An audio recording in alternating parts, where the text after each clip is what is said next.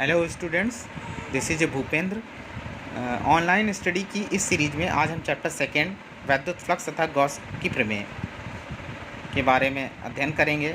तो इस कड़ी में हम गॉस के नियम के अनुप्रयोग मतलब एप्लीकेशन ऑफ गॉसेस थ्योरम से संबंधित टॉपिक की चर्चा करेंगे।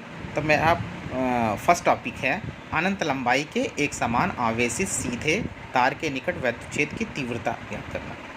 अब यहाँ इससे रिलेटेड यहाँ पे एक डायग्राम बना हुआ है। ये क्या है? यहाँ पे एक वायर है जो एक सिलेंड्रिकल शेप का है और यहाँ पे देखिए यहाँ से यहाँ तक की लंबाई L है और यहाँ से R डिस्टेंस पे कोई पॉइंट P है जहाँ पे हमें वैद्युत क्षेत्र की तीव्रता ज्ञात करना है। यहाँ पे इसी गॉसियन पृष्ठ पे, तो इसके बारे में अभी हम चर्चा करते हैं। तो यदि कोई Q आवेश तथा L लंबाई के किसी रेखा पर एक समान रूप से वितरित हो तो प्रति एकांक लंबाई पर वितरित आवेश को आवेश का रेखीय घनत्व कहते हैं। इसे हम लैम्डा से व्यक्त करते हैं। अतः किसी आवेशित रेखा पर आवेश का रेखीय घनत्व लैम्डा इज इक्वल टू होता है Q/L।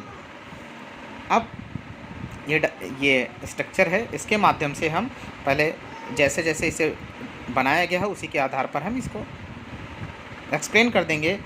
माना कि बिंदु P से गुजरने वाला L लंबाई का समाक्ष गॉसियन बेलनाकार पृष्ठ खींचते हैं।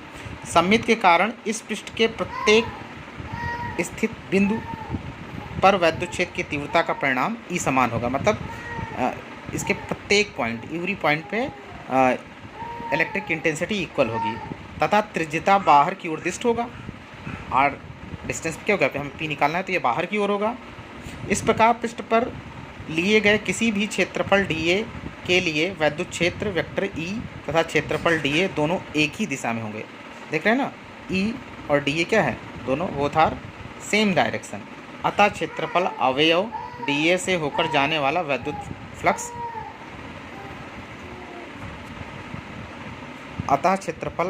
dA से होकर जाने वाला वैद्युत flux d phi E is equal to E dA। अब यहाँ पे d phi is equal to E dA cos theta. जब वेक्टर प्रोडक्ट को हम हटाते हैं तो E dA cos थीटा। अब यहाँ यदि थीटा इज इक्वल टू 0 तो E dA cos 0 और cos 0 की वैल्यू 1 होती है तो ये हो जाएगा E dA। अतः गॉसियन पृष्ठ से गुजरने वाला वैद्युत flux d phi is equal to E dA। अब यहाँ पे साइन ऑफ इंटीग्रेशन मार्क लगा देंगे तो संपूर्ण पृष्ठ E पर स्थित है, परंतु integral dA is equal to क्या होता है? 2πRL। Integral dA is equal to 2πRL कि इस पृष्ठ से अब यहाँ पे 2πRL की कंडीशन क्या है? 2πRL हमारा क्या है? बेलन के वक्र पृष्ठ का क्षेत्रफल है। तो इस पृष्ठ के समतल पृष्ठ से गुजरने वाला वैद्युत फ्लक्स शून्य होगा क्योंकि इन तलों पर E व dA के सभी स्थानों पर परस्पर लंबवत हैं। मतलब वहाँ पे जो परपेंडिकुलर डायरेक्शन पे था वहाँ क्या हो जाएगा? थीटा 90 हो जाएगा और 90 की वैल्यू cos 90 की वैल्यू 0 होती है। उस कंडीशन पर गॉसियन पृष्ठ से गुजरने वाला संपूर्ण वैद्युत फ्लक्स क्या हो जाएगा?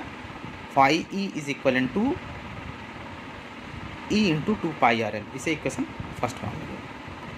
परंतु गॉस की प्रमेय से phi E is equal to Q/ε0। अब यहाँ पे हम जानते हैं गॉस की प्रमेय क्या होती है? Q/ε0 ना, क्या होता है? 1/ε0 टाइम्स होता है उसका। यहाँ पे हम रख देंगे Q/ε0 is equal to E into 2πRL। और Q की वैल्यू अभी देखो स्टार्टिंग में हमने वहाँ पे रेखीय घनत्व में क्या माना था? Q/L। Lambda is equal to Q/L। यहाँ पे वैल्यू रख देंगे तो ये हो जाएगा λ/ε0 into L is equal to 2πRL into E। L से L कैंसिल हो गया। अतः वैद्युत क्षेत्र की तीव्रता E is equal to λ/2πε0R। और वेक्टर क्वांटिटी में अगर हम इसे रखेंगे तो ये हो जाएगा vector E is equal to 1/4πε0 to λ/यूनिट वेक्टर R। तो यहाँ R क्या है? R की दिशा में एकांक वेक्टर है ई की दिशा त्रिज्यता बाहर की ओर है। इस प्रकार रेखीय आवेश के कारण विद्युत क्षेत्र की तीव्रता रेखीय आवेश से बिंदु की दूरी के व्युत्क्रमानुपाती होती है तथा इसकी दिशा रेखीय आवेश के लंबवत बाहर की ओर होती है।